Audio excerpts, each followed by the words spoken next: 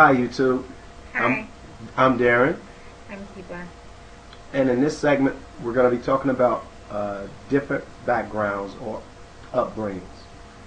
I come from a background where, in my household, my mother and father was together for over 50-something years before my father passed.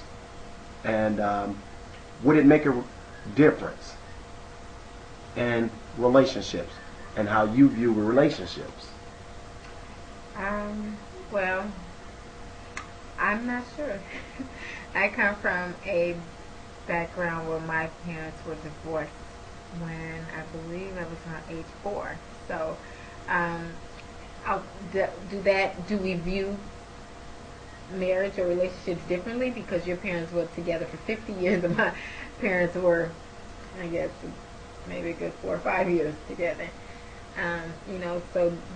So did you always know that you wanted to get married? Was that something that was kind of instilled because you saw your parents over 50 years being together and married? And Oh, definitely. I truly felt like because my mother and my father had such a long-lasting relationship, everything wasn't always great. You know, they had their arguments, just like any couple would. But I truly felt like my parents, they met when they got married. My father was 19, my mother was 17, and they had been together forever, and they were from teenage love all the way through, for the rest of their lives, and that's how I wanted a relationship to be between me and my wife. I wanted, once I got married, I was planning on just doing it once. And yeah, I think my views on marriage were a lot different before I got married. Like I say, my mother and father were, I guess, high school sweethearts. They got married she was 18, he was 19, and they was divorced by the time I was 4.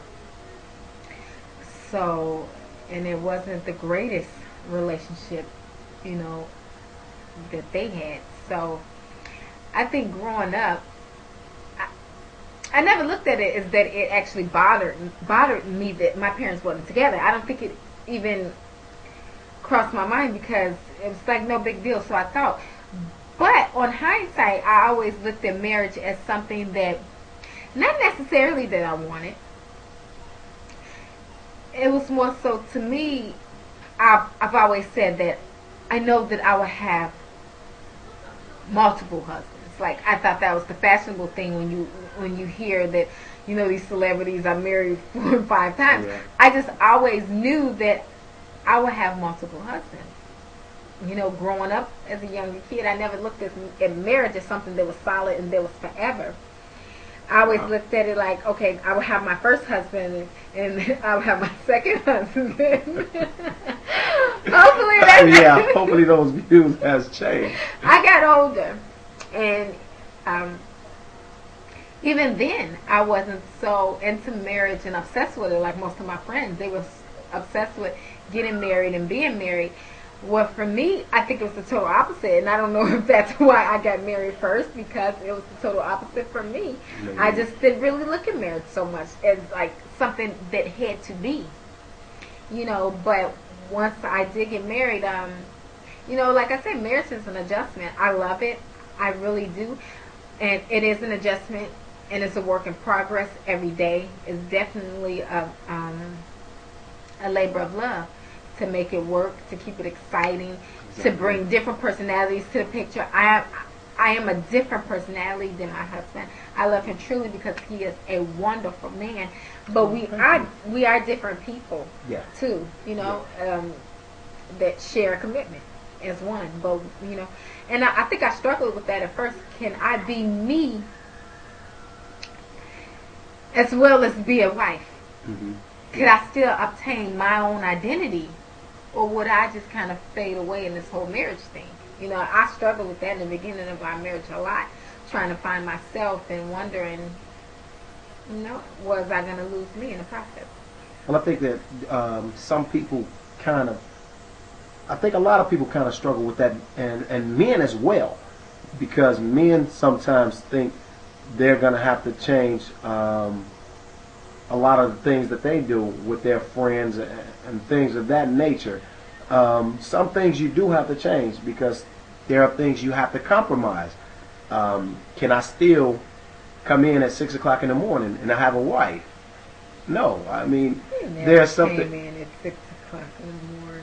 Of course not, because I wasn't that type of person. But you were that type of person. But. And I tried it a few times. It didn't go over so well. Right, it didn't go over so well. So I think you definitely do have to change yourself and just, and I think for me, it was a lot of me just being selfish. Yeah.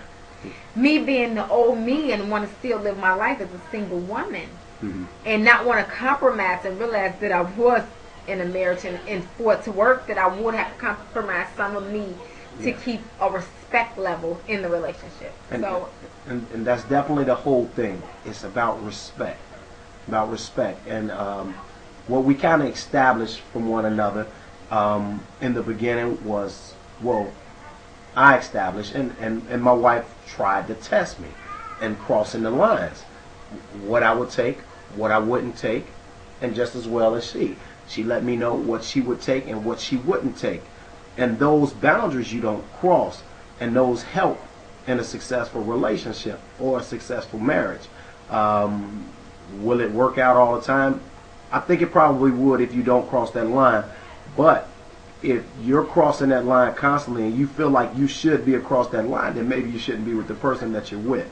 And that's one of the things. And just the whole thing about respect and know that you have a significant other at home, and that you guys are set.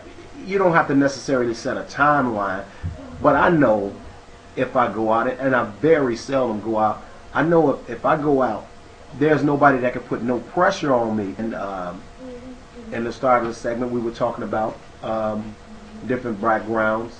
Her parents were divorced she was at the age of 4, and my parents was married for over 50-something years. But I don't think it would make a difference. If you got that right chemistry and you guys both know where you're going and trying to go there together, you can make it. Thank you so much for watching us today, and we hope you learned something from this. And as well, if you think there's something we should know, then leave us a comment.